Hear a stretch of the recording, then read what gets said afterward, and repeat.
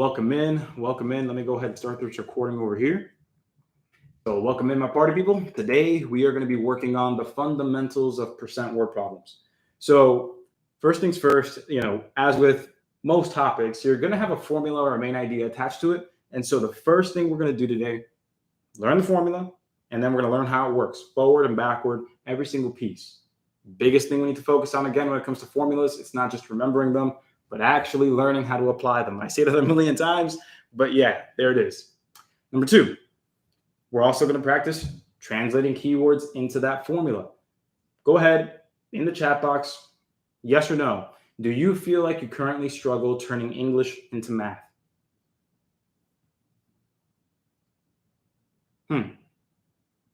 That is a lot of yeses. I don't think I saw a single no, and there are about 92 people here. Okay, so if you were feeling like, man, I can't pass the ASVAB. What's wrong with me? What's wrong with me? Why does my life suck? Everybody's struggling, okay? So don't get hung up on all that. Let's really focus on the little things we need to do step by step to get to where we need to be. So with that said, number three, we're going to refresh on multiplying and dividing with decimals. So for those of us that have done it a bunch of times back in the day, middle school, high school, collegiate or college, well, if we need to refresh, we'll go ahead and do that plenty of times. So don't worry. Every step, I got your back. So these are the three things that are really going to spell success for us. So if you want to take a picture of this or write these down real quick or just take a screenshot, whatever. But if you want to have these down to come back to at the end of class, it's going to be a really good thing. Like, was this accomplished? That's pretty much what's going to tell you if today was successful or not. Okay, so with that, first things first, that formula that we've been talking about. So the first thing we're going to write down is this right over there. So take a second, 20 seconds, 30 seconds, go ahead and do it. But what we have here is it says the percent times the original equals the result. Yeah, Joseph, I'll go back in a second, but we're going to go ahead and finish this page, and I'll go back. Cool. So yeah, one more time, the formula for percents, it's going to be percent times the original equals the result. So if that doesn't make too much sense, don't worry. First, we just need to have this written down. We're going to explain each piece nice and easily, but the main course is really going to be, what's the relationship that I need to know? Like, what's really going to make this make sense? Because it's not just anything that goes in for percent or original or the result. No, there are specific things that we need to really know. So let me go ahead and zoom back out. Now, there are a couple things that we need to really write down. So number one, the big one right above me is the percent you apply is the result that you get. So if you would do yourself a favor and either underline or circle or whatever, just highlight percent and highlight result. So let me just make this very clear to you. Right there. One more time. The percent that you apply is the result that you get. All that means is basically what you put into the formula has to be talking about the same thing. And I think that should make sense. You shouldn't be able to just a formula and just put a bunch of different pieces of information from different things. It should be related to the same idea. And so that's one thing I really want to talk to you about when it comes to using this formula. The percent that you apply and the result that you get, they're the same thing. They represent the same idea. If that doesn't make too much sense right now, don't worry, because once we do our first word problem, you'll be like, oh, that makes sense. So with that, yeah, there can be division, Snyder. Yep, there can be. Because when you think about it, when you are applying a percent, right, when you're taking the percent of a number, you're multiplying that percent. So it would make sense that in all things math, there's going to be a backwards to every idea. When you think about order of operations, okay, cool. What's going backwards? That's solving equations. Every idea, every formula, you can go forward or you can go backwards. You can ask for the endpoint. You can ask for the starting point. So hopefully that makes sense. And you don't need to be afraid. Don't worry. We're going to be going ahead and practicing a lot with that. So with that, I basically just explained to Schneider what I was going to say right here. Exactly. So long story short, if we are going forward, if we're trying to find this right here, if we're trying to find the result, everybody, do you guys see clearly that we're taking the percent and we're multiplying by the original to get the result? That makes sense, right? Just making sure that that's very clear right in front of us.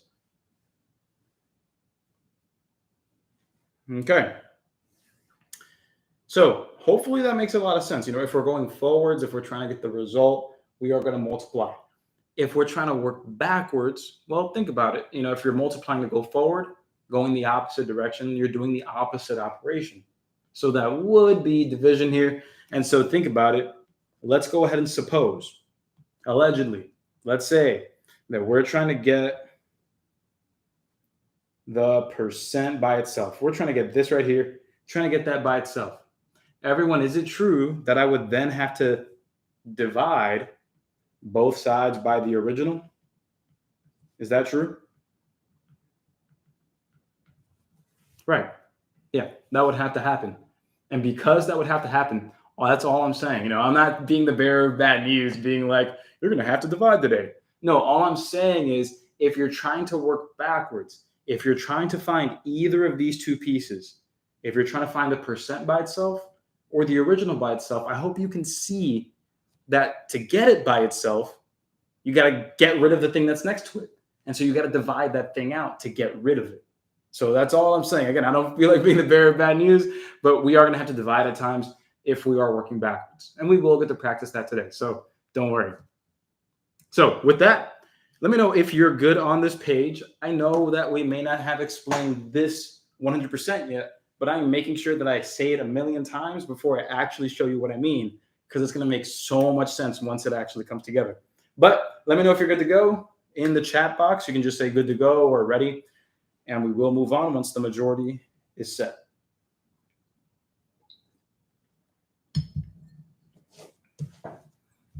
Cool. Oh, and by the way, guys, Coach Sheena discovered something really cool. Kahoot, if you guys don't know what Kahoot is, it's pretty much like gamifying learning. Kahoot and Zoom are in cahoots. And there's an app built into Zoom with Kahoot. And so I basically told Sheena, because she's been fighting for this for a while, she's like, hey, I want to see if this works out for the students.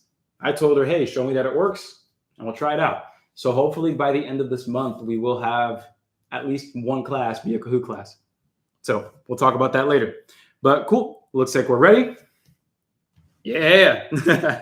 All right. So with that, let's go ahead and do a quick little bit of refreshing on how to actually multiply with percents. Because I know a lot of us, almost every one of us has done it before by hand and with a calculator. But if it's been a long time, obviously we want to refresh. So let's go ahead and just take a look at that. 20% of 460. Now, everyone, in math, when we say the word of and when we say the word out of, those are two different things. Because when we say out of, we're talking about division. But if we just say of, what's that going to be? Right. That's going to be multiplication. So let me make sure you understand that 20% of 460, that is going to be the same thing as saying 20% times 460. All right, so that's the first thing I want you to see. Now, number two, here's the thing. 20% is not in the right form to actually plug in. You can plug in whole numbers, you can put in fractions, you can put in decimals, but percents aren't exactly a type of number. A percent is a ratio. It's not exactly a type of number. So to turn a percent into something that we can plug in here, pop quiz, we have to turn the percent into a what? Catherine, thank you. Turn it into a decimal. And then everybody else proceeded to give me the actual decimal version, which is 0.2. So remember, if you want to turn a percent to a decimal, what you're going to do is you're going to go ahead and move the decimal 2 spaces to the left. So right over here, 1, 2. Pretty much what you're doing is you're doing this, everybody. When you're turning a percent to a decimal, follow or fill in the blank. All percents are out of what percent? All percents are out of what percent? Right, 100%. So let me show you why this shortcut, move the decimal 2 times to the left. Let me show you why that works. It's worth noting. So right over here, if I say 20%, excuse me there, out of 100%, if we say that, okay, everybody, the word out of, what does that mean again? Help me out. Out of means divide. Thank you, Land. Appreciate that. So if we do 20% out of 100%, well, guess what? A percent divided by a percent, that's going to say bye-bye to the percent. It's no longer in percent form. It's going to turn into a decimal. Because once we divide by 100, everybody, the shortcut to dividing by zeros, by 10, 100, 1000, is just move the decimal place over that many times. If you want to see the raw math behind it, it literally looks like this.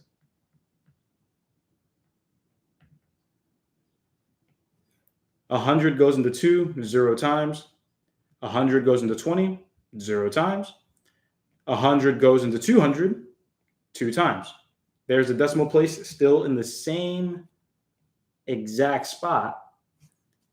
And then you can put a 0 right there at the end. But that's all you did. When you're dividing by 10, 100, 1,000, when you do this, it's really not that crazy, right? It doesn't seem that crazy. The shortcut is simply going to be move the decimal 2 places to the left. So that 20% turns into 0.2 or 0.20. Either way, it means the same exact thing. Either way. And so we still have multiply by 460, and then we'll get the job done.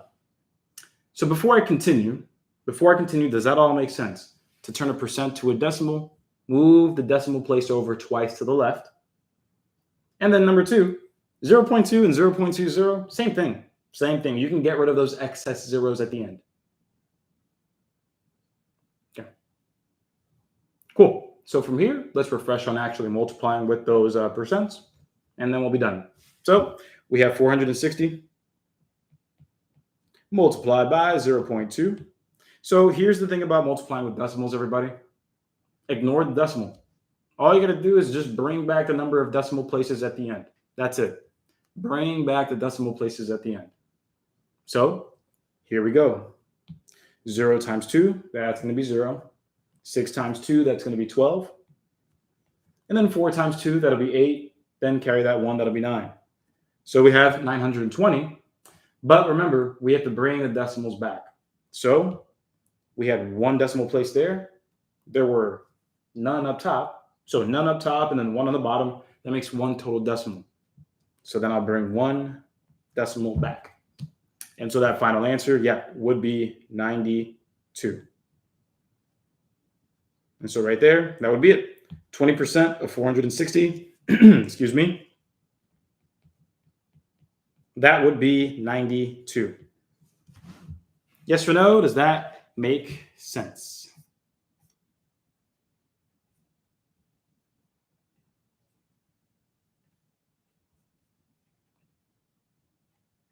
Cool. Sounds good. Sounds good. Perfect. So with that, now what we're going to do is I'm going to give you the opportunity. Go ahead and refresh with that one up there. We have 7% of 294. Go ahead, give that a shot. I'll give you about a minute 15 here. Go ahead, try it out. Take your time. I want to see how well you do. And I won't put the timer up for you. I'm just going to go ahead and have it running in the background. And then I'm going to answer some questions from the chat box. So give it a shot. Let me get this timer right there. There we go.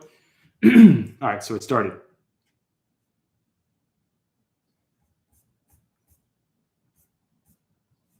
And by the way, everybody, don't put your information out here, your phone numbers in the chat box. Don't do that.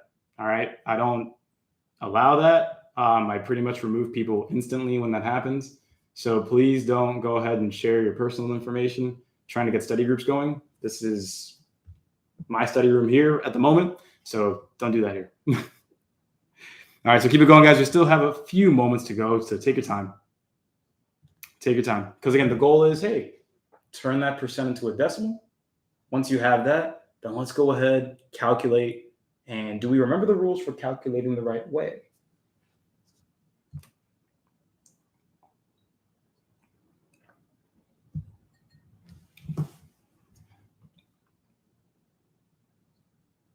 All right, so we have a few people ready here. That's good. And we're working forward with this one, Menelik. All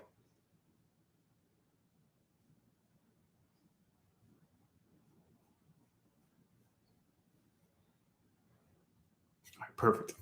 All right, so let's go ahead and give this a shot here. Let's go ahead and see what we have.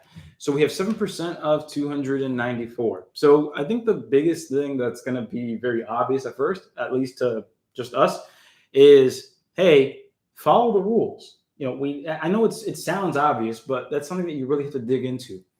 And to do that, you have to understand the rule. So everyone, how many times did we say to move the decimal place to turn a percent to a decimal? How many times? Right, we said 2 times. So let's go ahead and get that done here. If we do that here, 7% of 294, well, if we do that, I'm going to take that decimal place, move it once, but that's all the space I had. Everybody, do I just do one time then? Do I just do one time? Okay, so I saw a couple of hiccups there. I saw a couple of people say, yes, we could. The answer is no. You go 2 times. So this is one thing I really want to make sure you understand. If you don't see any numbers there, well, that's going to be a 0. So once you move it over and you put your decimal place right there, this right here is going to be a 0. So you have yourself 0.07. You can say 0.07 or 0.07, whatever, but it's going to be a decimal with a 0 and then a 7. So you'll fill in a 0 where you don't have any number. Does that make sense, everybody? Yep, it's twice for every percentage. Yeah, because it's out of 100%. Because technically what you're doing is you're dividing by 100. And think about it like this. If you divide by 10, you move the decimal place over 1 time. Divide by 100, 2 zeros, 2 times. Divide by 1,000, that's 3 zeros, 3 times. And the pattern continues. That's the rule for dividing by powers of 10, quote unquote. But 100 is just a power of 10. 2 zeros, move it 2 times. Let me know if that makes a little more sense there. But now that we have that, we have 0.07. Everybody, that word of, what does that turn into again? What does that turn into? Multiplication, that's right. Once we have that, bam, we have 294. And now we'll go ahead and put in the work, see what we have. So 294 right over here, multiplied by 0.07. Zoom in just a little more. 4 times 7, that's going to be 28. Then we have 9 times 7, 63. Carry that 2, that'll be 65. Then we have 2 times 7, that's going to be 14. Then we carry that 6, so that'll give us 20. So everybody, there we go. We have 2,058. Are we done? No, we are not done. What do we need to remember to do? That's right. Bring the decimals back. Bring the decimals back. Yep. Got to make sure we follow through, finalize the process, give ourselves the best chance of getting this right. And that's by following the rules. So here we had no decimals up top, 294.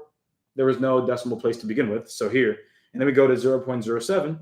That's 1, 2. So it's going to be 2 places. And so we're going to do that here. 1, 2. So the answer will be 20.58. Boom. And there we have that. How are we feeling about this? Yes, exactly. So Shaletta, yeah, we could absolutely just multiply by the 7 and then count the 2 decimal places. That's exactly what I do when I do it by hand. So perfectly fine to do it that way. Yes, Landa, this was the easy part. Yeah, Olivia, for sure. I can show you the 7% out of 100%. Absolutely. So what everybody wants to, or everybody, what Olivia wants to see here, Olivia wants to see, hey, how does that actually work again? 7% to 0.07% to decimal. How does that actually work again? Let me show you. So again, a percent is always out of 100%. Out of, again, divide by 100%. So 7% out of 100%, That's 7 out of 100, 7 over 100. And when you actually do the division, here's what you get. So we'll go ahead and do 100 here into 7 point. I'll just use a couple of zeros just in case, but I'll put that decimal place right there above it. So 100 goes into 7. It can't. That's going to be 0. 100 goes into 70. It can't. 100 can't go into 70, so that's going to be another 0. Okay, what about 700? Oh, that's going to be 7. 100 goes into 700 7 times. So boom, that's where you get 0.07. Right there, clean, and you're good. So Olivia, let me know if that makes sense. Schneider, right on. Perfect, Olivia. And everybody else, let me know if that made sense for you as well in terms of solidifying that concept. Turning a percent to a decimal, we move that decimal 2 times. That's the shortcut method, but the way that we actually do it, right up there. Good. All right, so here's what we have next. Word problems. So the one rule I said for that formula, and let me write the formula again for you before I say it again. But we have the percent times the original equals the result. So this is the one thing I need to make sure you understand. The percent you apply is the result that you get. They represent the same thing. The percent is just the form it's in, the percent form. And then the result is the actual number. So for example, everybody, let's pretend that we're talking about getting a discount at the mall. Let's say you're trying to buy an item and you have a 20% discount. If that 20% discount means that you're getting $50 off your order, then the 20% and the $50, they represent the same thing. The 20% and the $50 both represent the discount. One is just a percent of it. The other one is the actual number. Is that making any more sense with anybody out there? Let's see if that made any more sense to anybody. Okay, because I haven't actually done the actual lesson yet. So I'm really trying to see how far we can actually dig into it without getting that formal training. And then once we get the formal training, let's see how much better that makes us. So what we're going to do is I'm going to go ahead and give you a word problem straight up. I'm going to give you 2 minutes to do it. And I'm just going to see how you do. Take your time. Whatever strategy you know or you think you know, go ahead and employ it. Do your best, and we'll take it from there. So here we go. Let me get this timer up on the screen for us. This is going to be fun. All right, so the timer's right there. It'll move in a moment. And here we go. Let's try this first one out, my party people. 3, 2, and 1. Go for it. And when you have an answer, just type ready in the chat box, and that's it.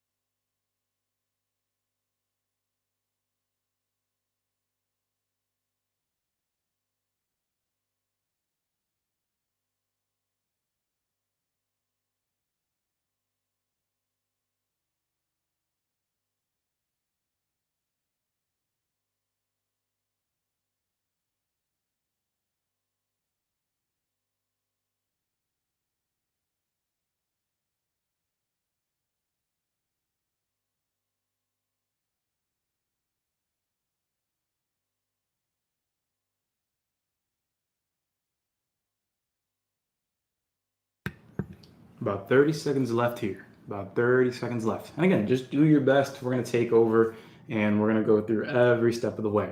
But just give it your best go. Given the information you have so far, that formula, what makes sense to you?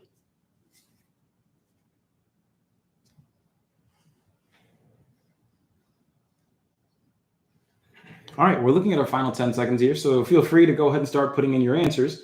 And we're going to go ahead and go over this. And if you don't have an answer, it's totally fine. Totally fine. Yeah, go ahead and put an answer down. If you're going to take a guess, put a question mark next to it.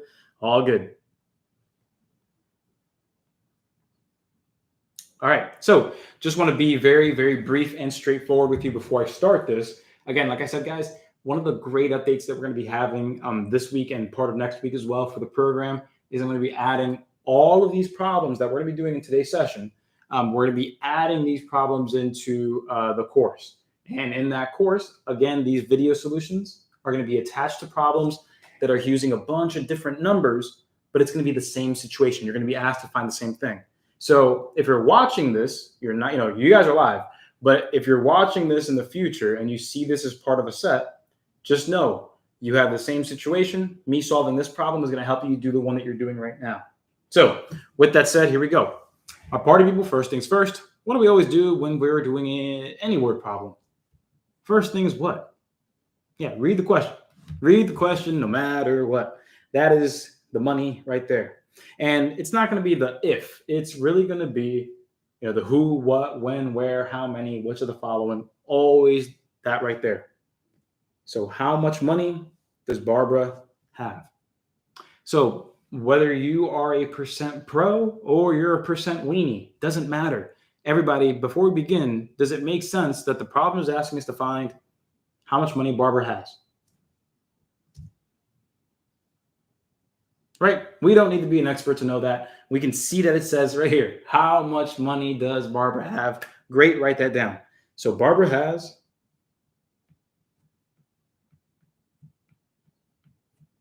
and then we'll just say some money. I'm going to leave it blank, but I'm going to keep that in my head or on paper, your choice. But the purpose of just going through that is to help you solidify, this is the piece of information I'm going for. Let's now figure out how to work what we have to find this piece of information. So the next step, the next natural step is once I know what I'm looking for, let's write down the given information. What do we have? So next up, let's go ahead and do that. So let's read what we have. It says, hey, Barbara wants to buy an item that costs $14,200. If she has 58% of the needed cost, then how much money does Barbara have? Okay, so let's write that down. First thing I saw here was the item that costs $14,200.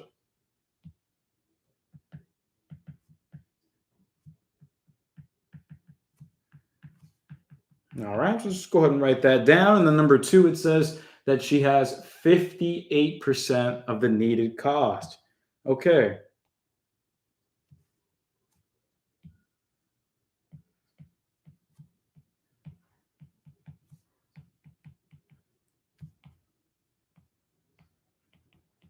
So let's write all that down just to make it very, very clear here.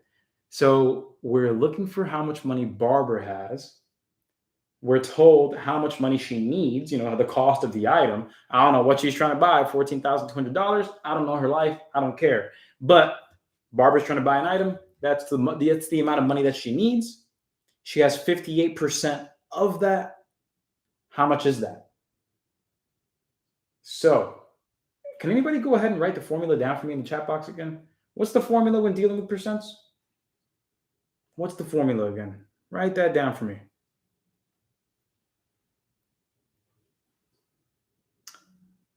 Percent times the original equals the result. Yep, flooding in there in the chat box. Exactly. So let's write that down. So the percent times the original equals the result. Okay, so sometimes everybody, the original number, let me talk about that real quick. The original number always represents 100%. Or the grand total or the whole thing. what you're going for, like the whole thing. So what number that we've written down so far represents the whole thing, or 100%? Is it the amount of money that Barbara has, or is it the cost of the item? Which one do you think it's going to be? Okay, so I see a lot of people talking about the cost of the item, and that's correct, because that's the grand total. The 100% of this problem is that 14,200. Let's pretend that it's like a really fancy golf cart or a car or whatever. Whatever that item is, whatever it costs, that's the grand total. That's the 100%. That's the original thing. So that's the number we're going to be plugging in right here. That's the original number. Now, that was probably pretty, hopefully, intuitive to understand. But this next part is really the most important thing. Like, this is where we really start digging in and learning percents. So, everybody, there's clearly a percent written down here, right? There's clearly a percent written down. It's 58%. So let me just highlight that right there. Now, everybody, what does that percent represent?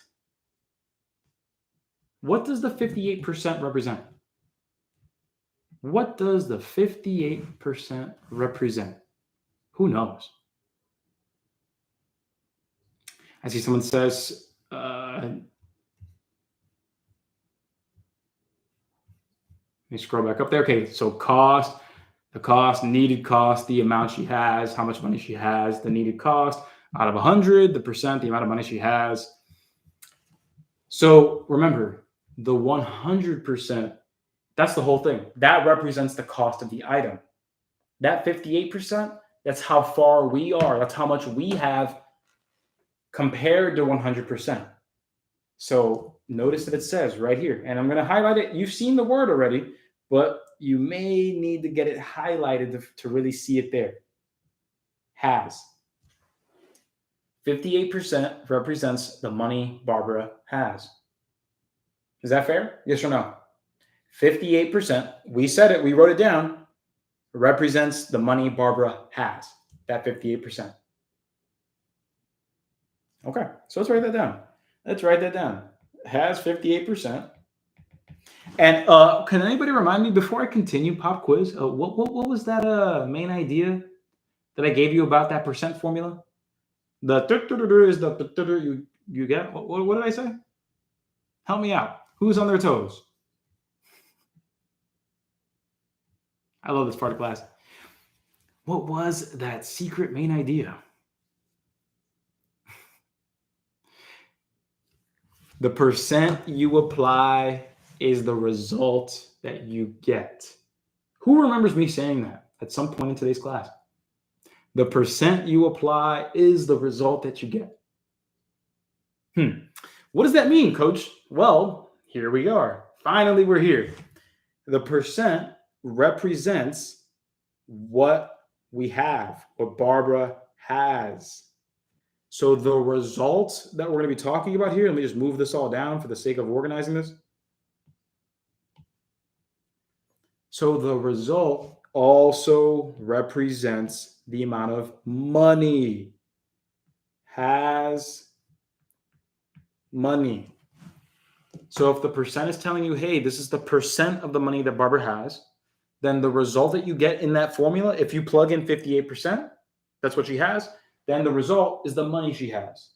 If the percent that you put in is how much she has left, the percent that she has to go, then the result is the amount of money she has to go. If the percent is the percent of money that she puts towards her electric bill each month, wink, wink, for this set of problems.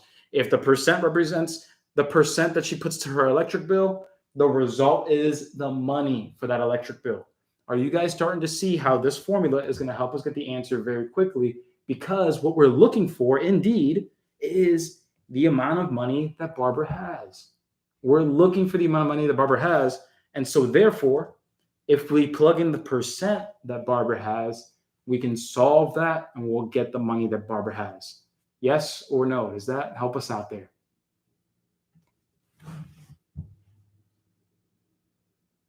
Cool. Welcome to the math party. So we're going to go ahead and plug everything in here. 58% times that original value of $14,200. That's going to give us the result. And that result, again, is the amount of money that Barbara has. So that's all we have to do now. All we have to do at this point, I'm going to let you take a quick screenshot if you'd like to, but all we need to do now is figure out what 58% of 14,200 is, and we're good. Cool. So here we go. Next thing, we'll do this on the side. I'm going to zoom in because I don't have that much room to go, but we have 14,200 multiplied by 58%. Everybody, what is 58% as a decimal? Is it 5.8, 0.58, 0.058? Which one is it? Correct, 0.58. You can also say 0.58. That works out too. And so let's get it done. So first row, I'll go ahead and do in red. So, or I'll actually go ahead and do in purple. 0 times 8, 0 times 8, 2 times 8, that'll be 16, carry the 2. 4 times 8, that'll be 32, carry the 1, that'll be 33. And then 1 times 8, that'll be 8, carry the 3, will be 11. Then from there, we'll go ahead and take it to the next line. And since we are moving lines, we're going to go ahead, put that 0 there. So first up, we have 0 times 5, 0 times 5, 2 times 5, that'll be 10, carry the 1. Then we have 4 times 5, that'll be 20. Then bring that 1 back, that'll be 21. And then we have 1 times 5, which is 5. Then carry the 2, making it 7. So now that we're here, a lot of work so far, but we're almost done. We have 0, 0. Now we have to add everything up. 6, 3, 2, and 8. Woof. And with all that work done, everyone, how many decimal places do we move back now? Right, we bring them all back, and that's going to be what? 2, 3, what? 2. Yep, it's going to be 2. Because we have right over here 1, 2, 1, 2. So that'll be, as a final answer, Barbara has $8,236. And there we have it. Yes or no? Are we feeling better than we did before? Better than when we were trying by ourselves? Do we understand that what we needed to do, given that we're talking about a percent in a word problem, is when we set it up, hey, that percent that we needed to plug into the formula just needed to represent what we were looking for, the amount of money that Barbara had.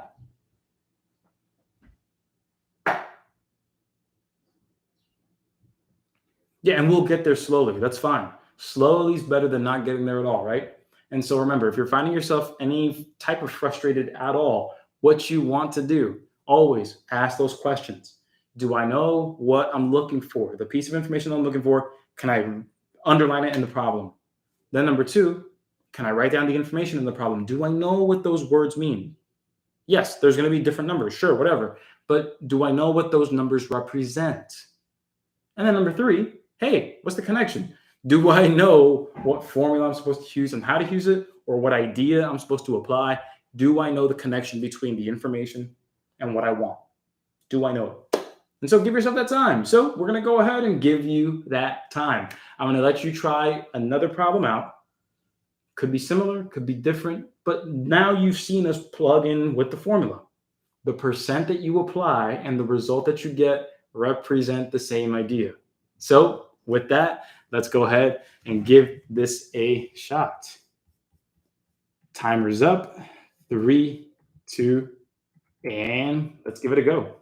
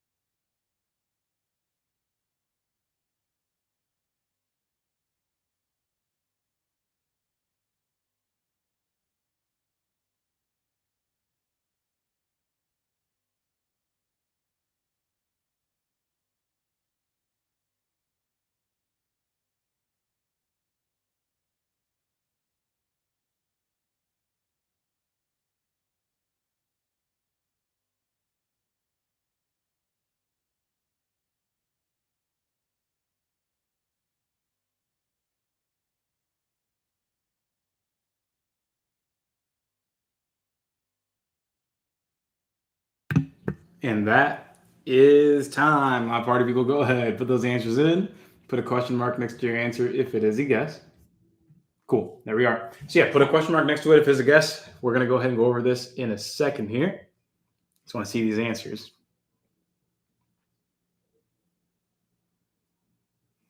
Okay. Cool. Let's go ahead and give it a shot. So, how many grams of flour has Emily used? Okay. So let's write that down. Here's what it says. Nice and easy. It says, how many grams of flour has Emily used? So if I'm thinking about that just intuitively in English, just trying to think about the story, I'm looking for this. Emily used this many grams of flour.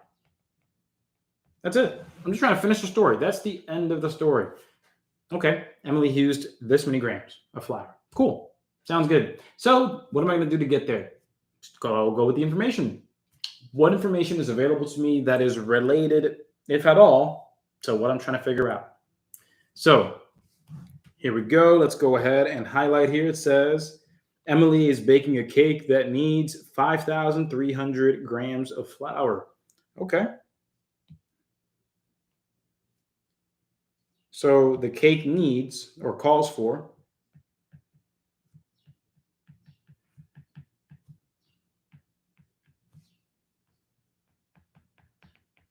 okay, so really quick, everybody, is that the answer? Just plainly asking you, is 5,300 the answer? No. Okay, so go ahead in your own words.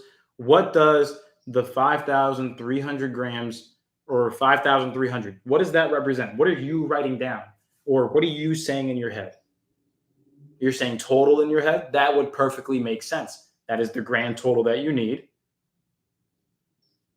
Natasha taking it a step further. That's what I was waiting for, saying that that's the original. Yeah.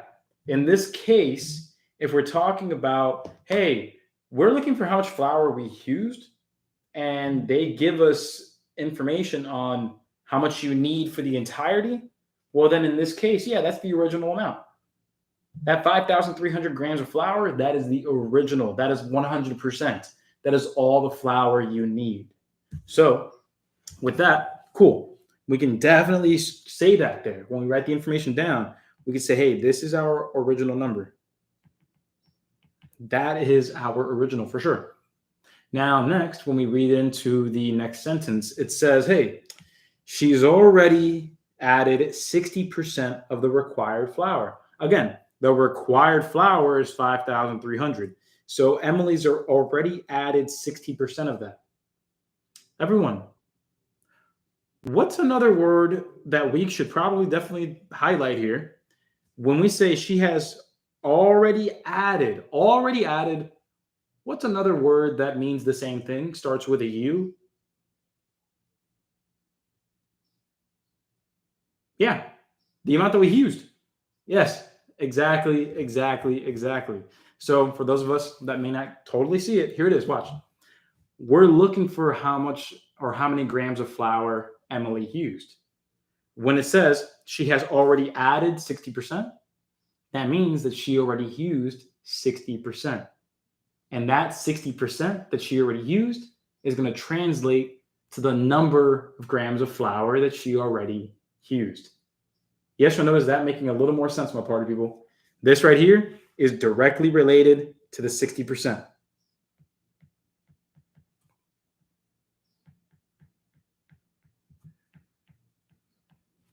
So that's really it, guys. Like, that's the big key to percent word problems, at least the percent basics. You know, when you get into taxes and discounts, we've got tons of recordings on those. But when it gets to taxes and discounts, you're still following that same exact idea.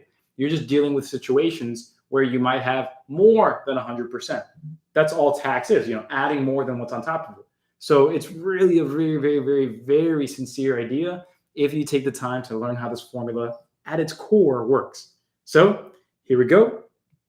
Yep, if you're looking for how much more, you would absolutely subtract from 100 because the difference is what you would need. So here, we would just say, hey, the percent of the original equals the result. And since the percent that we're plugging in is 60%, that represents how much Emily has used. So here, this would represent the grams of flour used. So what's the original amount again, everybody? Remind me, we're doing 60% times what number again? 60% times 5,300. That's correct. Thank you. And so that would turn into 0.60 times 5,300. And that's our answer. Let's go ahead and get it done. Again, you can write it down as 0.60, but the easier way to write it down when you're actually multiplying is using 0.6. If you use 0.60, you're just giving yourself another line to write on, and it's not going to affect anything at all. So just give yourself a little less work to do and just write it like that. Gives yourself a little less to write down. So 0 times 8, that's going to be 0. Then we have 0 times 6, or 0 times 6, excuse me. 0 times 6 again, that's going to be 0. 3 times 6, that'll be 18. So we'll carry the 1.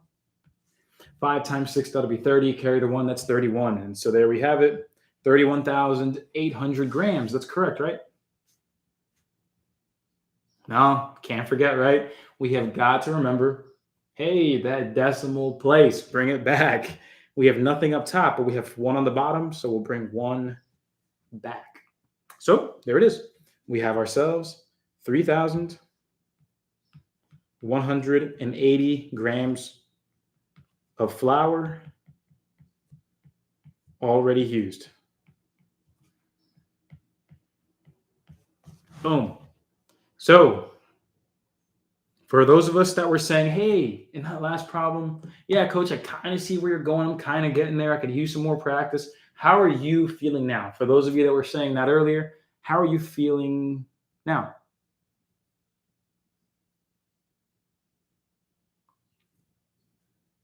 Feeling more confident, feeling better. And Jocelyn, let me go ahead and answer that for you. So why not 0.60? So again, 0.60 and 0.6 are the exact same number. They mean the same thing. 0.6, 0.60, 0.6 with a million zeros after it. It all means the same thing. By just taking away the excess 0, it just gives ourselves one less step to do. It's going to give us the same exact answer anyway. So it's all good. So let me know if that makes sense. Cool. So I'm glad that you guys are. And again, if you're still trying to grasp it, like that's all good because we're going to get tons of practice in this class. We just hit the halfway mark. We still have a whole hour to go. So we're good. All right, cool. Oh, yeah. Get that practice. You got this. So, all right. So here's what we're going to do next. Again, another practice problem. I want you to give it your all, but stay calm, cool, and collected. Start with the question. What are we trying to find? Then go ahead and search through the problem. Write down any information that's connected to that. Try to understand what's going on. And read it in English. Before you think about the math, read it in English. And then tell that story and then try to translate. Give it your best go. We'll try it again, all right? So we have another one here. And again, I'm only giving you 2 minutes. I'm not giving you much time at all. So it's not, don't expect yourself to be an expert at this right now. Don't expect yourself to be like, yeah, I did it. I can explain it. And I got to check my phone, before Coach Anderson's timer was up. That's not realistic. If you're there, that's awesome. But it's not going to be realistic for everybody at first. So again, just give it that time. It'll happen. You'll have those breakthroughs. Let's go ahead and give it another one. My first question to you is this. Can you identify what the problem is asking you to do? And then once you have that down, hey, can you write down the information and do you know what it means? Do you know what the information means? Then whether or not you get to the calculating and all that stuff, I don't care about that. I care about, do you know what you're looking for? And do you know what the information means? That's the first 2 things I want you to focus on only. And then the rest is bonus. So here we go. 3, 2, and 1. The timer has started. Let me go ahead and show it for you here.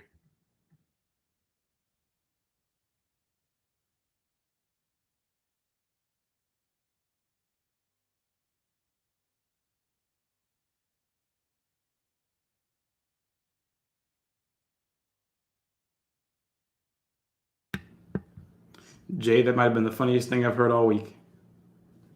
But too bad it's Monday. Try better.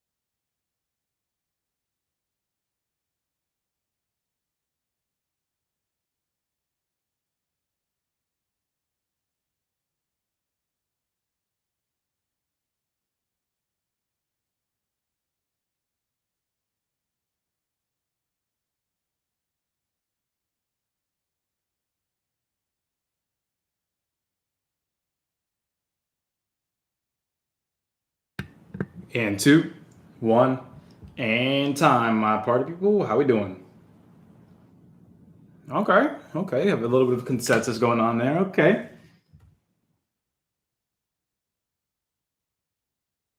All right, let's go ahead and try this out. Let's go ahead and bring my ugly face back into this.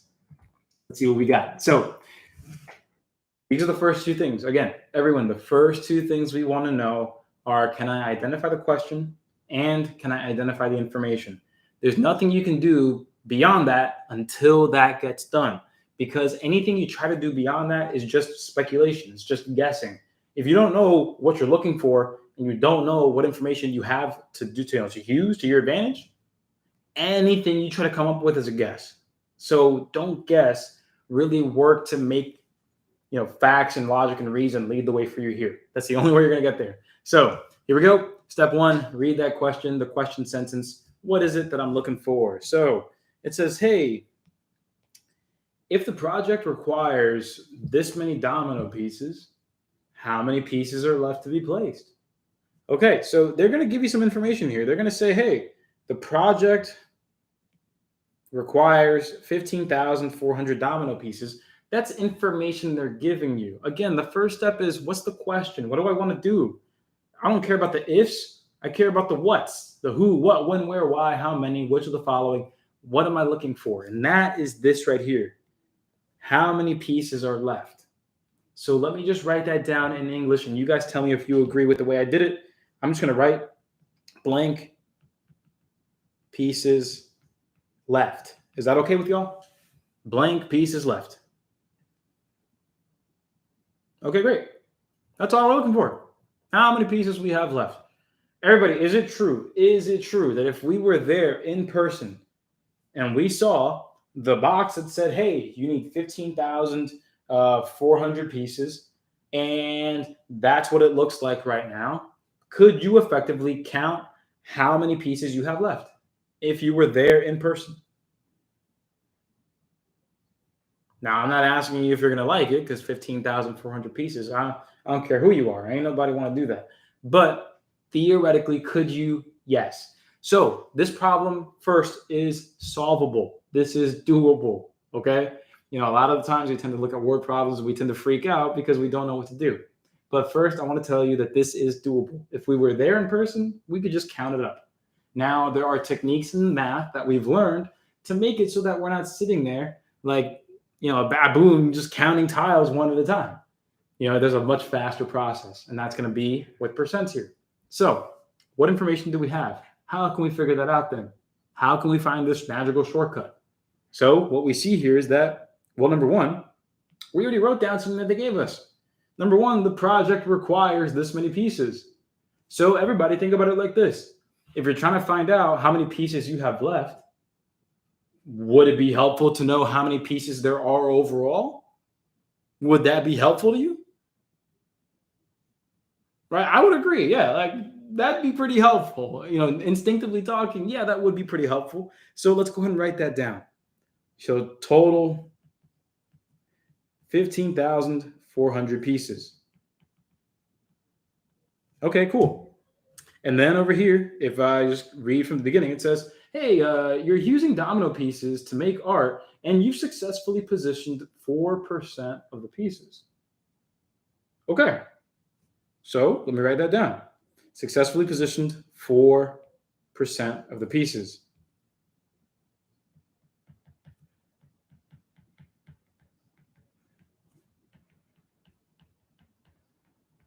Okay, so let's talk about this. Let's really have this conversation. Let's really try to understand, what's going on here. What information do I truly have in the context of my formula? So let's think about it like this, everyone. Because we have this percent given to us, so it's natural to think that that might be the percent that we're going to use in the formula. That's fair. Now, if we look at the total 15,400 pieces, everybody, what would you categorize that as? Do you categorize that as the original, as the result? What is that to you? Right, that's going to be the original, right? You need a grand total of 15,400 pieces. So that's going to be the original amount. Then the 4% of pieces that you have successfully positioned, sure, let's put that into the formula and let's see what happens. And I'm going to show you why, again, the main idea always wins. So let's plug in this formula here. The percent is 4% times the original 15,400 equals some result. Okay, everybody, what does that 4% represent? What does that 4% represent? Let me just zoom on in there for you. What does that 4% represent?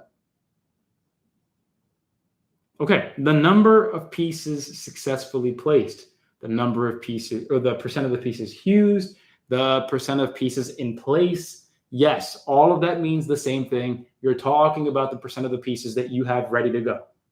Okay.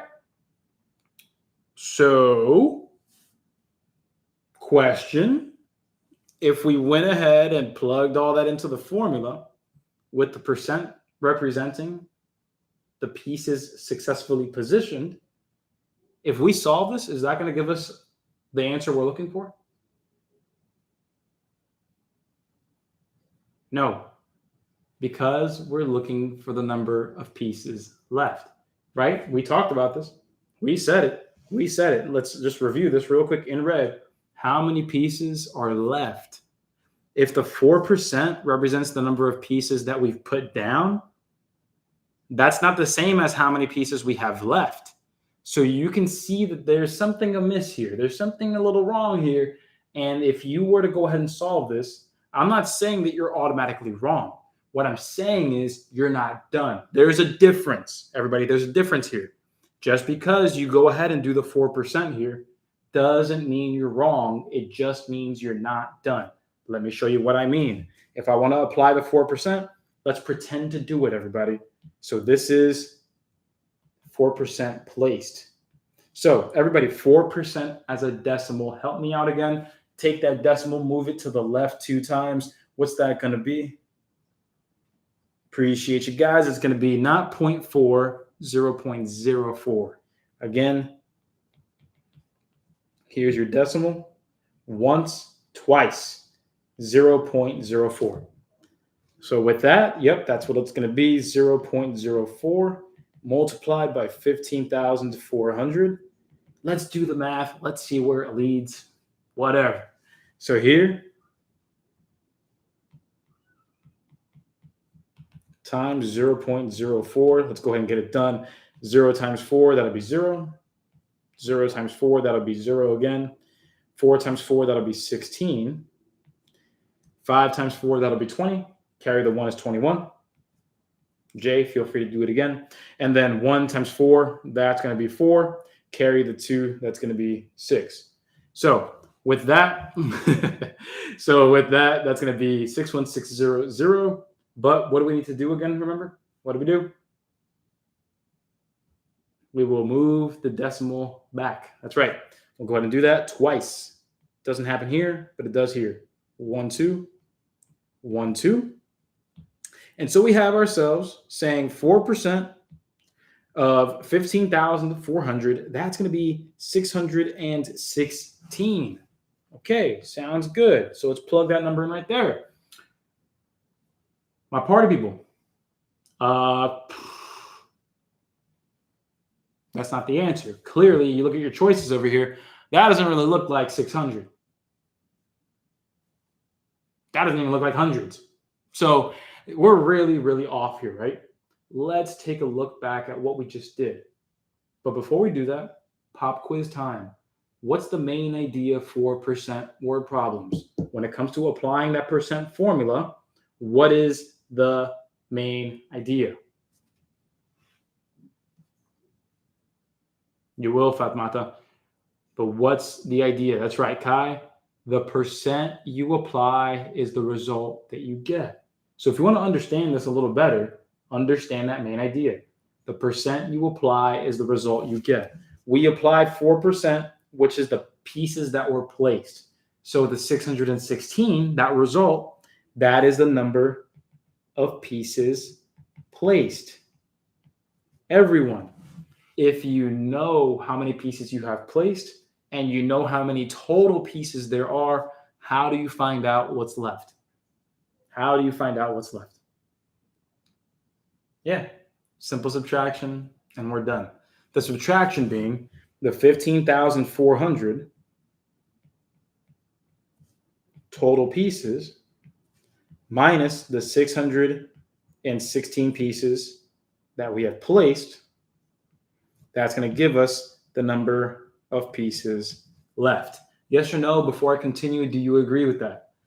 If we have the total and we take away what's there, we figure out what's left. Perfect. So we're good to go. So the first thing I notice is that this is going to be ugly real fast already, for the simple reason being that, hey, 0 minus 6 can't do that. Can't borrow from another 0. You have this 4 here, but this 6 is already there. That's going to be trouble too. So what we're going to do is we're going to go ahead and just borrow from the 5, make that 14, borrow from that to make it 13, to make that 10. Take away from that 10 to make 9, and this is going to be 10 here. I told you, going to be ugly. You got to learn how to work with your numbers here when it comes to adding and subtracting large numbers. But with practice, you have 10 minus 6, 9 minus 1, 13 minus 6, 4 minus 0, and 1.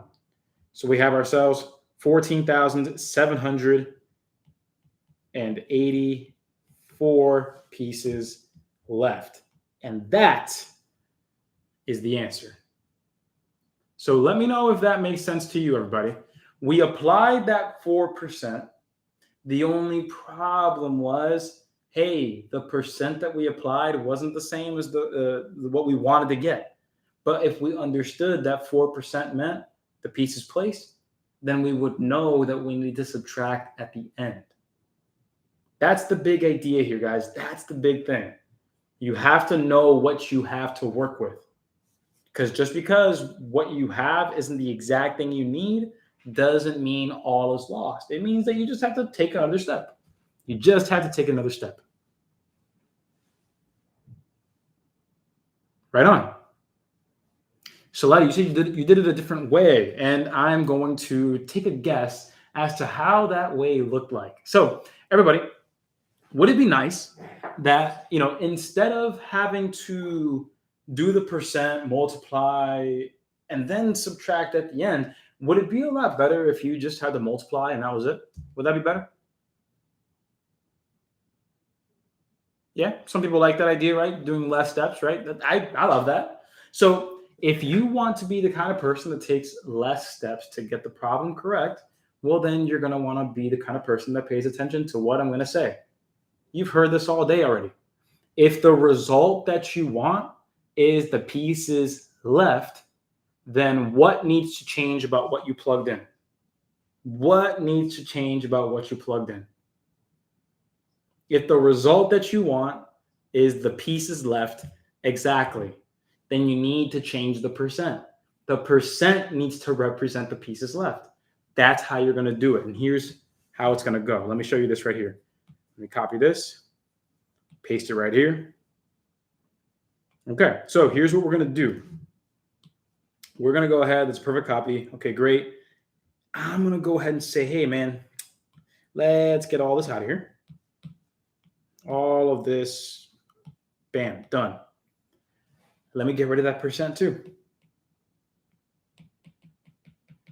Everyone, if I want my final answer to represent pieces left, the percent that I plug in needs to be a percent that represents the pieces left. So with that said, if we have 4% of the pieces in position out of 100%, what's left? What remains? If 4% is positioned, what percent is not positioned? 96. That's right. That's right. So if we did 100 minus 4%, that's going to be 96%. And that's going to be 96% of the pieces are left. That's it right there. That's the percent we're going to apply. Because 96% represents the pieces left, it'll give us the results of the pieces left. I keep sounding like a broken record. I know I'm going to lose my voice after this class, but I got you guys' back. So here we go. That's going to be 96% pieces left. Now that should make sense. Yes or no? Are we good? Cool. And that's how we can do this in one shot now. Instead of actually potentially making the mistake of not seeing that 4% was not going to cut it. Now we truly have that confidence of saying, hey, percent that we apply represents the result we get. They represent what we want. Hell yeah, let's go. We're good. So now we'll go ahead and apply that. Everybody, 96% as a decimal. What's that going to be? 96% as a decimal is 0.96. Yep, so that's going to be right there. Times 15,400. And that's going to give us our answer. So here we go. 15400. Man, I hope I'm doing the right thing here, teaching the right way. Because if I'm wrong, this could be embarrassing, right? This can be embarrassing. I'm telling you that this is going to work. The answer is already highlighted because I copied this page over. So we already know what the answer is supposed to be. Let's see if this works. So here we have 0 times 6. That'll be 0. 0 times 6, that'll be 0. 4 times 6, that'll be what? Well, 24. Then we have 5 times 6, that's 30. Carry the 2, 32. And then 1 times 6 is 6. Carry the 3, that's 9. Okay, cool. So we'll go to the next line here. We'll bring a 0 down. So we have 0 times 9, that's going to be 0. Same thing again. 4 times 9, that's going to be 36. Then we have 5 times 9, that's going to be 45. Carry the 3, 48. And then 1 times 9 is 9. Carry the 4, that's 13. All right, sounds good. So let's go ahead and see what happens when we add all this up. Sweet. All right, 0 plus 0, that's going to be 0. 0 plus 0, that's going to be 0. 4 plus 0, that'll be 4. 2 plus 6, that'll be 8. 9 plus 8, that'll be 17. 4 right there, and then 1. And then we bring the decimal place back 2 times. Oh, man. Am I going to fire myself, or are you guys going to hire me?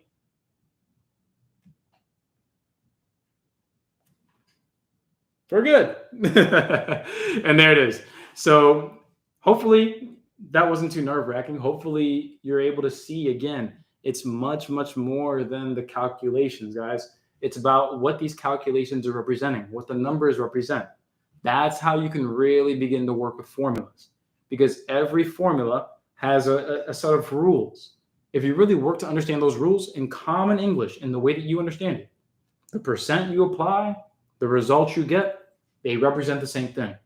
Hey, as long as you remember to know that, once you are doing the problems, you can see exactly how to set problems up in your favor.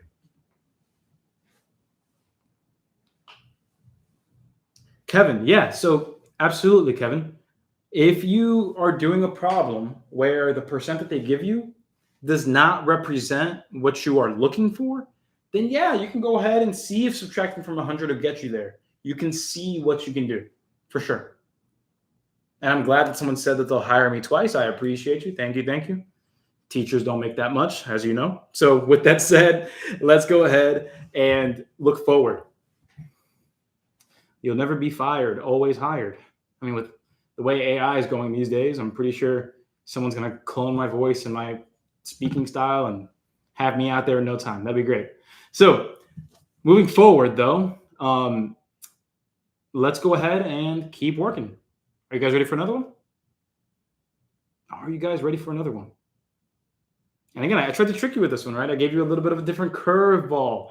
Again, it seems like the same situation. Oh, we see a percent, we see a grand total, we see a question. But it really, really matters what those words are saying. Pay attention to them. Start with the question, information, connection. Let's get to the next one here. 3, 2, and 1. Let's get it done, guys. The timer's on, and it'll show up right now. Don't reveal your answers until the timer's up.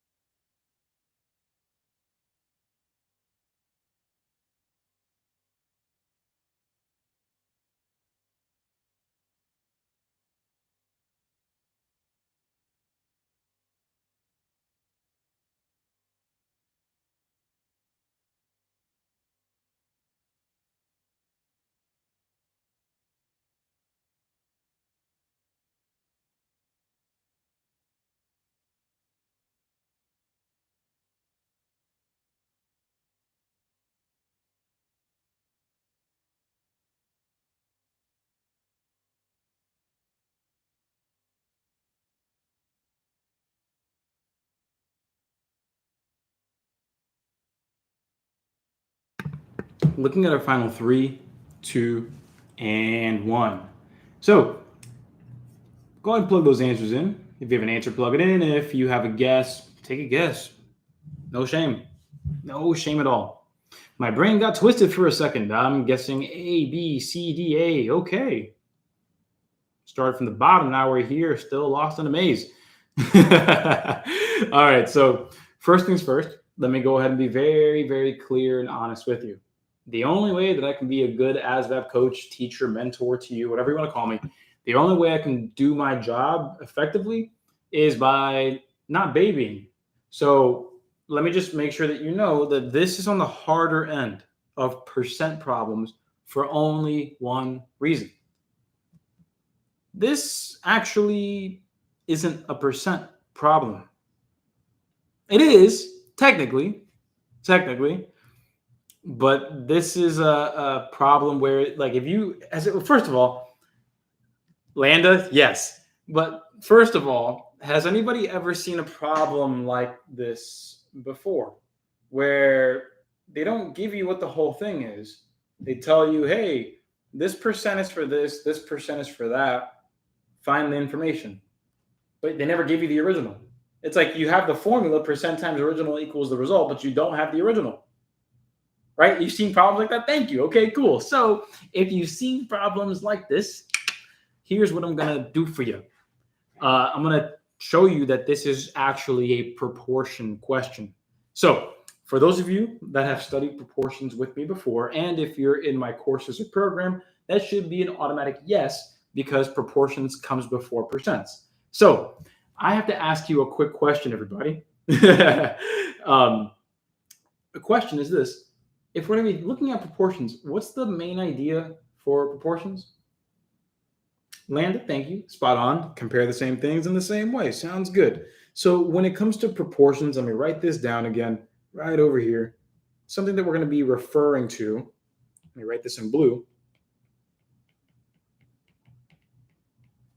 So proportions, compare the same things in the same way.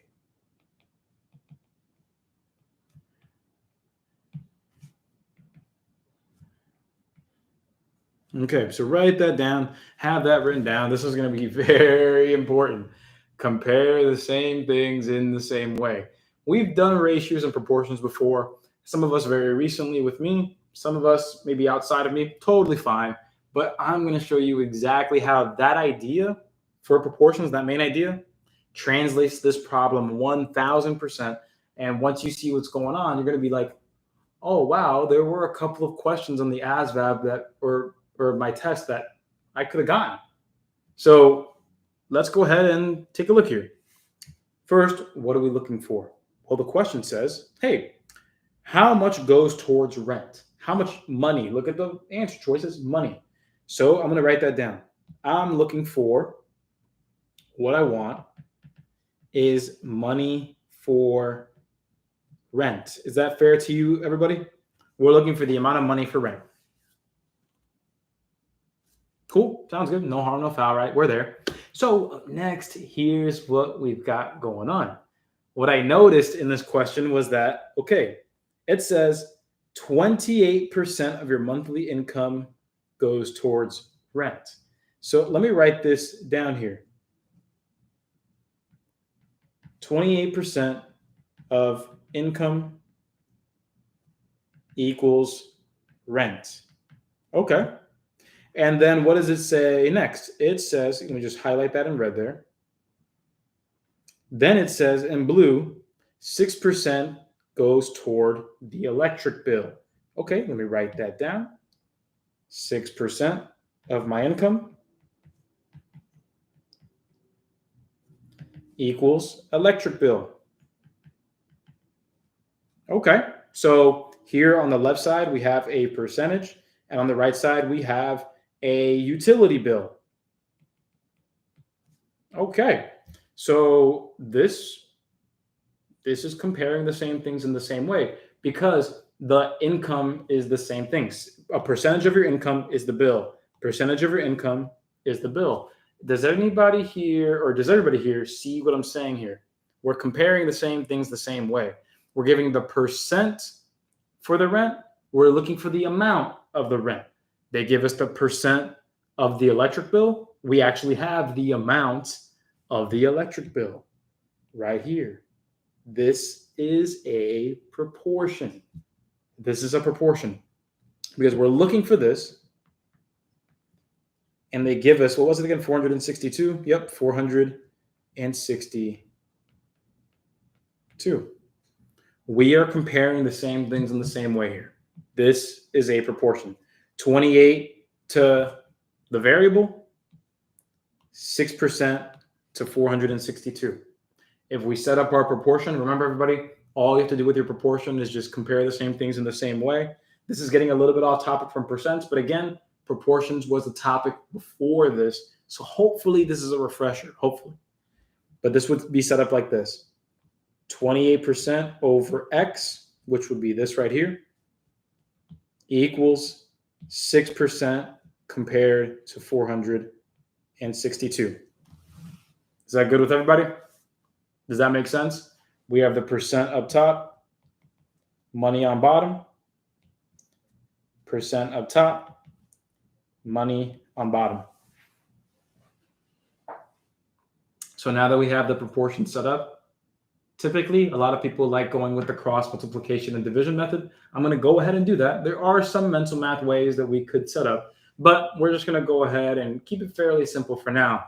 And we'll simply go ahead and cross multiply and divide. So with that cross multiplication, we have x times 6. Everyone, x times 6, that's going to be what? 6x, that's correct. And then we have 28 times 462. Who knows that off the top of their head? Nobody didn't think so. So we're going to go ahead and calculate by hand here, just like if this was the test, if we needed to. So 462 multiplied by 28. All right, so we're going to have 2 times 8. That'll go ahead and end up being 16. 6 times 8, that'll be 48. So we'll carry the 1, that's a 9.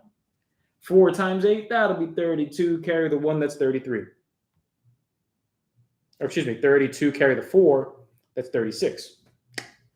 From there, we're going to put the 0 down. Then we got 2 times 2, that'll be 4. 6 times 2, that'll be 12. And then we have 4 times 2, that'll be 8. Carry the 1, that is a 9. So then we add all of this up, and we'll have 6, 13.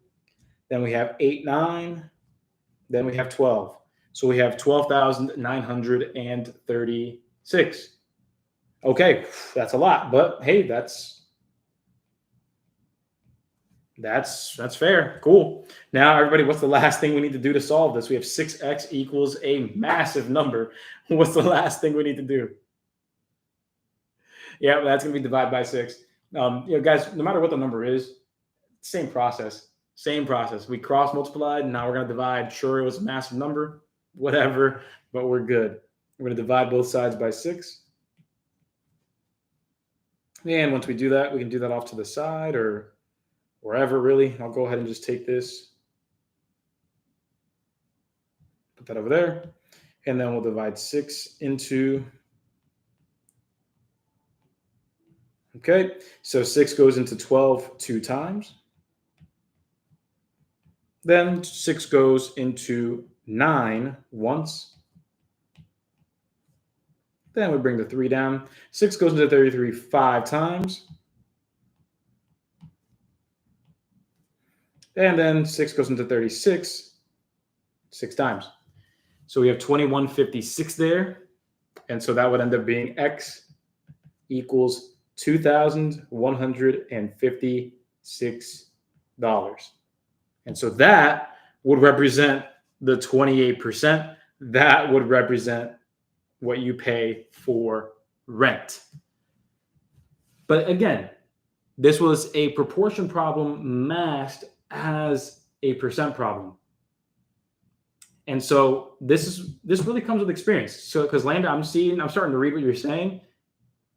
Yeah, and that comes with experience though. So I know where your first frustration is coming from, Landa, because when you're talking about solve it differently by paying attention to the problem setup, yeah, like that's going to come with experience. Noticing that in the setup, it's showing you, hey, 28% is for rent, 6% is for electricity.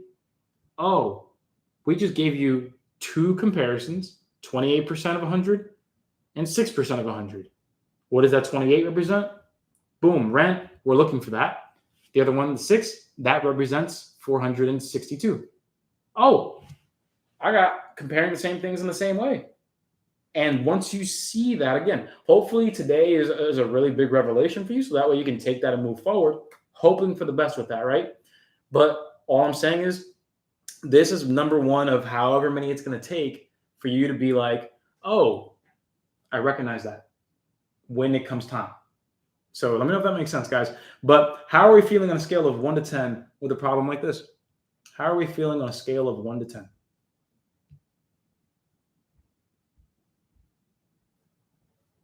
Cool. And how are you guys liking these problems so far? Because again, I'm going to be putting a brand new set. There's going to be at least, I'm going to plug in about 500 of these, maybe 400, probably it's too many. But I'm going to plug in a few hundred of these problems into Unit 4, into percents. And I'm also going to mix it into that unit checkpoint at the end. So how are you enjoying these so far? Do you feel like these are giving you a really good way to practice percents? Rami, I feel you. Okay, good. So again, if you're in the program, expect to see a lot more of these by the end of the week. And also, if you're here for the first time, your first class, I saw a ton of you guys say it was your first time. Excited to have you. If you're looking to get more practice and really understand this from start to finish, My full program is the way to go. I got about 600 students in it live right now. And I have about 1,500 students that have passed with it over the past 4 years. So if you're looking to join something that can support you all the way until you pass, stay till the end of class. We'll talk about it real quick. But for now, let's go ahead and let's try another one up next. So with that, no worries, Josephine. This one was a harder question than normal. So if that one didn't make total sense, no worries. You're good. You're good.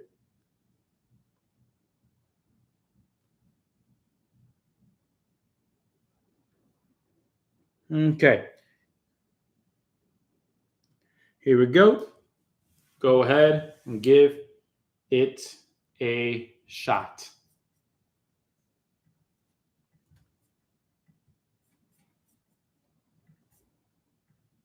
Again, just start with the question. What are you looking for?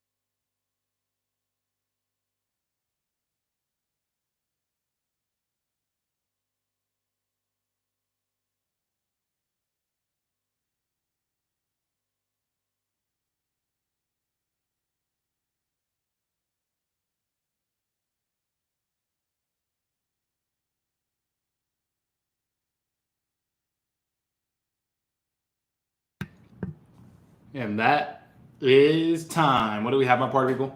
If you're taking a guess, say that you're taking a guess. It's all good. Put a question mark next to it. Put a question mark next to it. All right, I'm going to bring myself back into frame. All right, cool. So there we go. So let's chit chat about this one. So what we're looking at here is, well, seems like a percent word problem. I mean, I saw the word percent being thrown around. Your answers are percents. But, let's think about it. What makes this one different than the ones that we typically see? I'm particularly talking about the question. What are they asking you to find? What's different about this problem than the other ones that you've seen? Right, we're looking for a percent this time. Typically, we're trying to find the amount, right? Not always money, but we're trying to find that amount, either the beginning amount or the end amount, the original or the result. But this time, we're actually trying to find the percent. So that's the first difference you want to notice. But everybody, just because you're looking for something different, does that mean that the formula changes? If it's still a percent problem, do we still use the percent formula? Yeah, we can still use the percent formula. We're fine. We're totally fine. So with that, here we go. Watch this.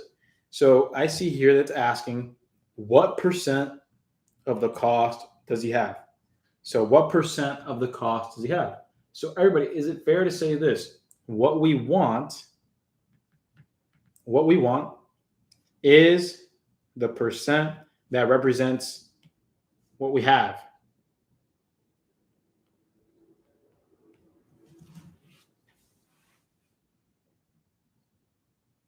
Okay, cool.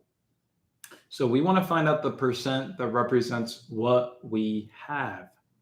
Okay, so let's think.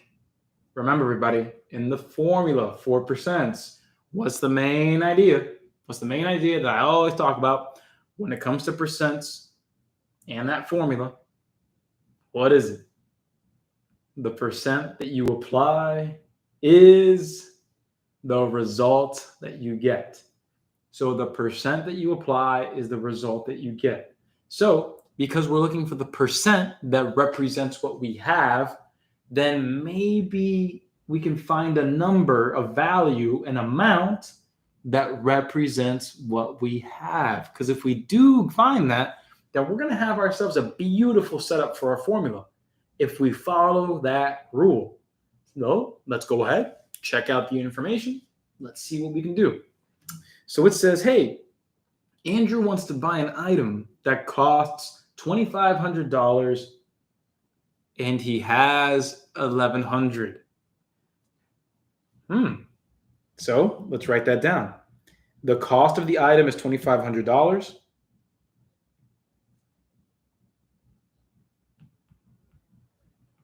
So $2,500 is the cost.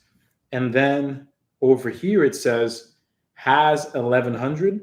So $1,100, that's what we have.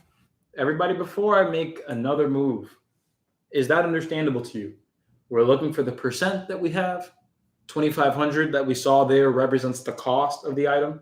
And then the 1,100 that we wrote down represents the amount of money that we have. Are we so far so good on that? Good. Because remember, the percent that we apply is the result that we get. Remember, got to keep with the formula here. We have to beat it into our heads because it's going to help us out in the future. So the percent times the original equals the results. These represent the same thing. So with that, we see that we're going to say, hey, the percent that we're looking for times, hey, what's going to be the original, everyone? What's going to be the original? Yeah, the 2,500, the whole thing, the total cost of the item. Yeah, 2,500. So it's going to be right there. That's going to equal the result. Everybody, what's the result going to be? Right, that's going to be 1,100. Cool. So now that we have that, we have our formula set up. Everybody, are we good? Like, will this help us solve for what we want out of the problem? Yeah, absolutely. No, so notice, we just filled in the formula. All we did was let the facts take us where they may. Just make sure that you're being honest about the facts. You know, just don't plug something in somewhere just because it looks right. Plug it in because you know it's right and you can back it up. The percent we're looking for is still unknown. The original number, that's the total cost of the item. The whole thing, 2,500. And the percent that we're looking for represents what we have. So the number that we put on the other side of the equal sign represents the money we have, and we were given that.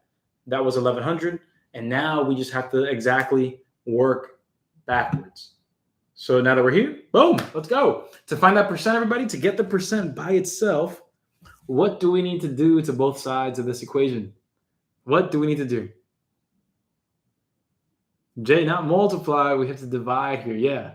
To get that percent by itself, we just need to divide the 2,500 from both sides.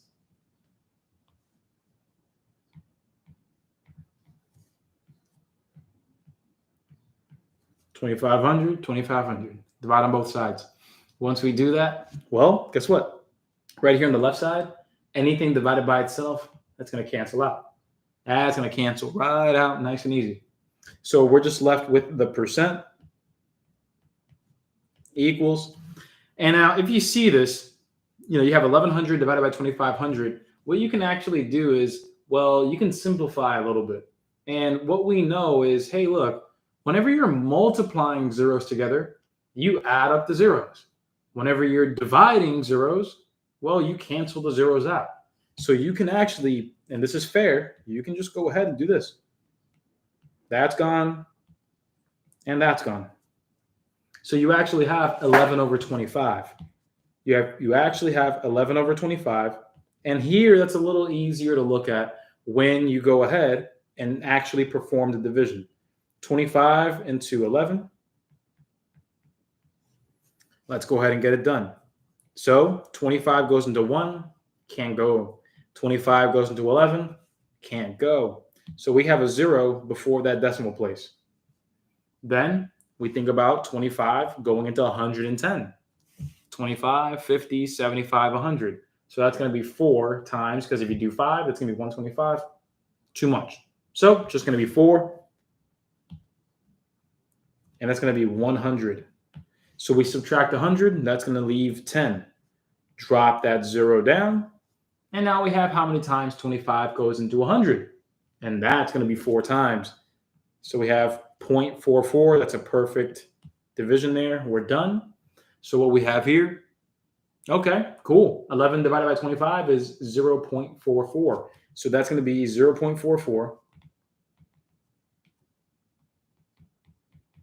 equals 11 over 25. But that doesn't seem right. Is that in percent form? No. That's actually going to be in decimal form. So, everyone, if you move the decimal to the left 2 times to turn a percent to a decimal, what are you supposed to do to go from a decimal back to a percent? What do we do to go backwards? Exactly, Kevin. Move it back to the right 2 times. And so that's what's going to happen here. 1, 2, and that's going to end up being 44%.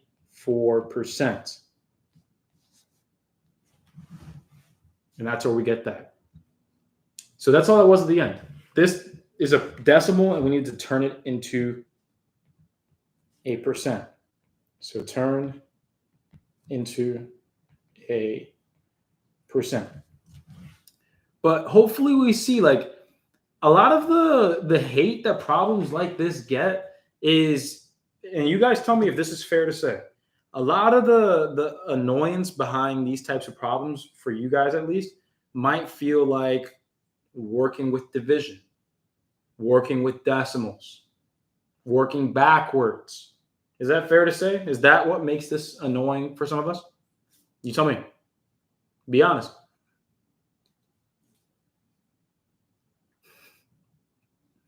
Yeah, it's fair to say, man. You know, because a lot of the time, remember, every concept has its forward and backward motion. So a lot of us know the forward, or feel like we're lucky enough to know the forward. But let me be very honest with you. If you only know the forward and you don't know the backward, it's probably true that you don't even know the forward. Because if you know how to go forward and backwards, that means that you're locked in, you're good. But if you truly only think you know the basics of going forward, but you don't know how to go backwards, then you truly don't even know the forward to begin with. You know, you have to know both to really have that in sync. And so I really hope that this class today, you know, gave you a little bit of insight into what you need to do to better understand percents. And it's really going to tie all back into that game plan that we talked about. We first need to understand that formula. Everybody, as you saw today, was it important to know the formula and how it works? The percent you apply is the results you get. Is that important?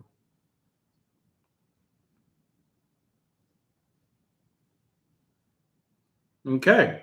Now, the second question, was it important to understand how to look at the words in English and turn them into math? Was that important? Right on. And number 3, was it important to know how to work with decimals, to know how to multiply by percents, to know how to turn a decimal to a percent to a decimal? Was that important? So guys, I'm being very, very, very clear with you. You know, this is scientific. This is procedural. You have objectives that you want to identify when it comes to learning these ideas.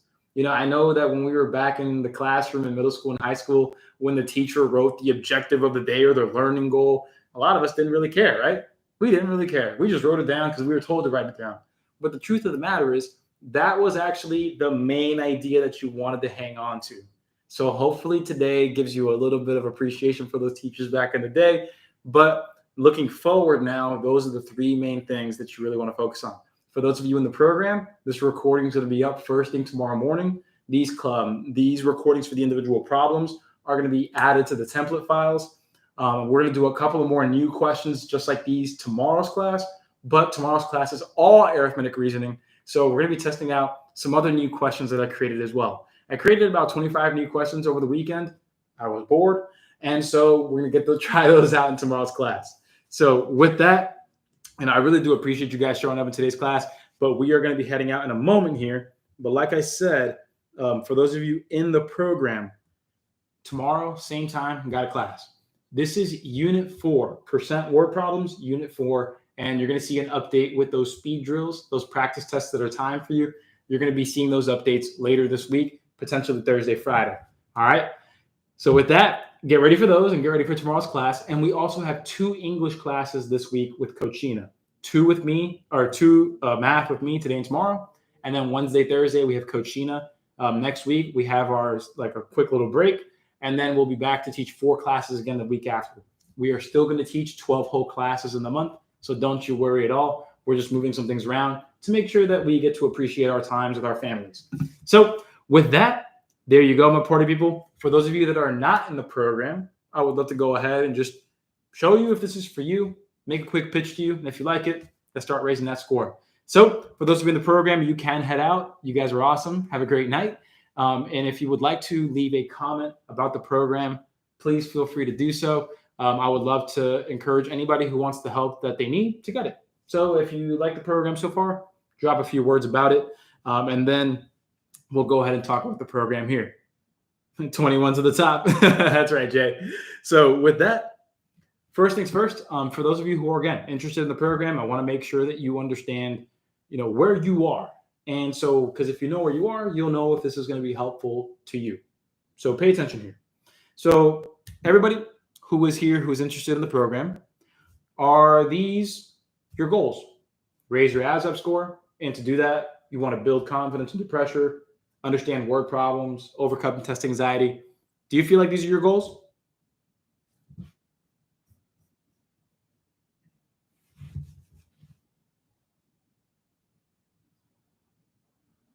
Hey, right on, Alexander. Not good.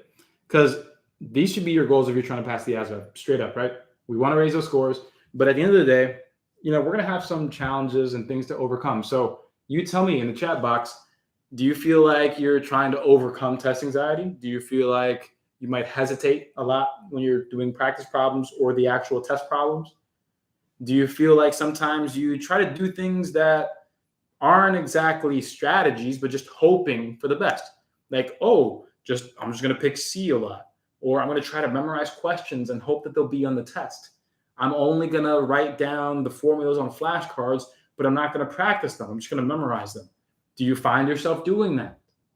Because if so, even a few times, that's indicative of a negative outcome that we don't want, that we can actually avoid. So we want to avoid the bad. We want to get the good. We want to pass the ASVAB. And there have been plenty of students that have come through me who've gotten it done. Like I said, a little over 1,500 students have now passed with me, and there's over 600 students in the program right now. And let me just lay out the plan for you. It's very, very straightforward, very, very easy to follow. The game plan goes like this. For math, you're going to finish a math basics course, the fundamentals. Then, once you have the fundamentals down, you'll do your arithmetic, reasoning, and math knowledge courses. Once you finish that, you'll take practice tests all the way up until the day you're ready to take the real test. Is that straightforward? Basics, specialty courses, practice tests. Done. Same thing with English. Study guides, courses, practice tests. The live classes are a very small piece of what the program actually is. The live classes, you'll get the recordings, and you've seen how fun they are. And on top of that, in between classes, you can text me for help with anything you need. But literally, everything is lined up for you.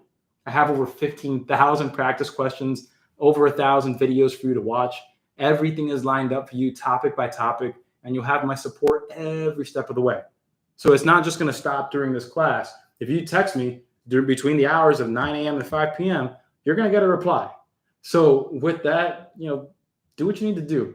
It's a small investment. The program is actually very affordable, to your surprise. A lot of other people like to charge $200+ a month. I don't agree with that. You can actually get the program for less than $60 a month if you come with me today. If you want to do the whole year, you can actually knock off almost 50%, or exactly 50% of the price. And then if you want to do the lifetime, you can knock off $200 off of that. But long story short, sign up for the program if you want to raise your score and get the job you want. So I'm going to go ahead and paste the directions for you. Oh, Landa, I appreciate that message there. Please take a chance to read that, my party people. But let me go ahead and post your coupon codes here. That way you can go ahead and enjoy the program, raise your score exactly the way that you want to. So there's the link. And I'll put this here for my YouTube party people as well. So the plan is this. For you to sign up and get started, just go ahead and go to that link that I put in the chat box. You can also go to that link right there. You can also go to this QR code there. But simply go to the link, click sign up and raise your score, and then from there, finish signing up. Use the coupon code I gave you to save, and you're good. Again, there's 3 plans: monthly, year, and lifetime. To make your life easy, the monthly, cancel it whenever, just like Netflix or Hulu. The year and lifetime are a one-time payment.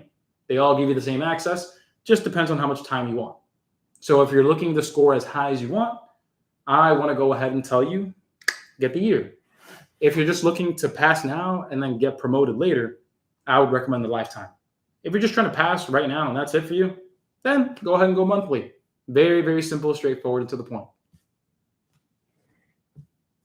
Yeah, and if you have any questions at all, guys, feel free to ask me here in the chat box. I definitely have a good 10 minutes here. And I want to make sure that any of your questions get answered, because from start to finish, this program really does help you out. I'll go ahead and put this up here for you again so you can see exactly how that plan works. Again, like the students that follow the plan, they always pass. Students that text me are consistent and ask me questions. Like those are always, always, always the ones who do a great job.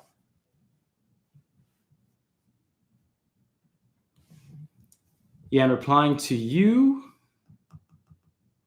Yeah, Steve. Yep.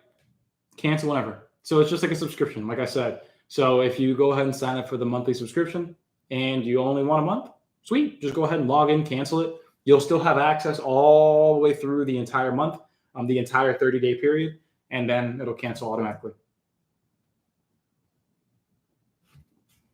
Make me proud, little Vic. Make me proud, man.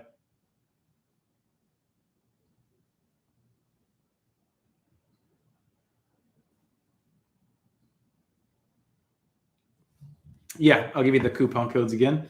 So here it is again. I'll put it just all in the chat box there. Yeah, the All Access Pass is a paid program. It is. And if it's not quite in your budget right now, totally fine. I have plenty of content on YouTube, plenty of content on the website for free as well. But again, this is for you if you want to make the investment and have everything lined up for you. So cool. Just making that obvious. Nope, not only math. It's actually math, English, and general science. So it's going to be arithmetic reasoning, math knowledge, word knowledge, paragraph comprehension, and general science.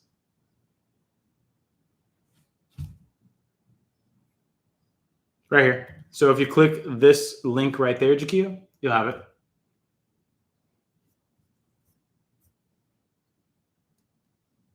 Oh, yeah, and you're welcome. Thanks for coming. No, and you're welcome, Jakia.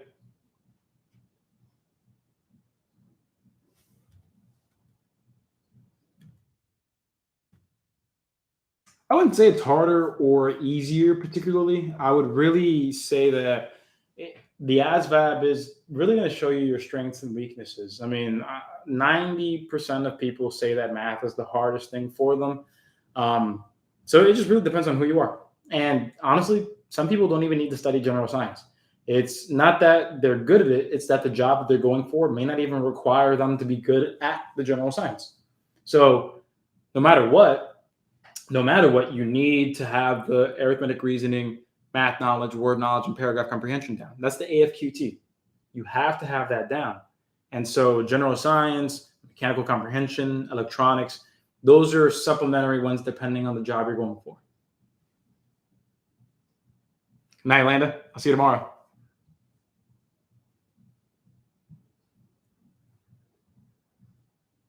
Hey, no worries, Malik. Appreciate you.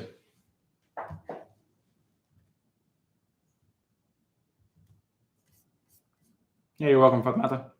And did you say that I missed a question from you earlier? If you could go ahead and post. If you want to post your question now, I got you.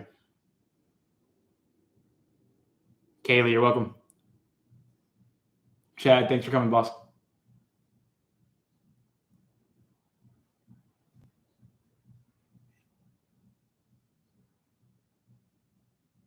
Yeah, you, Fatmata. And then Angelica, oh no, you're good, Angelica.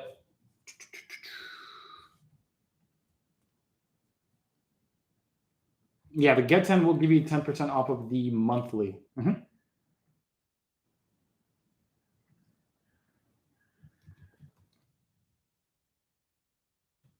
it'll be every month. Oh, good luck, Fatmata. Good luck. Text me. Let me know how things are going. We'll give some last minute advice there. Hey, welcome, Angelica. Yeah, it'll be 10% off every month, so it'll work forever.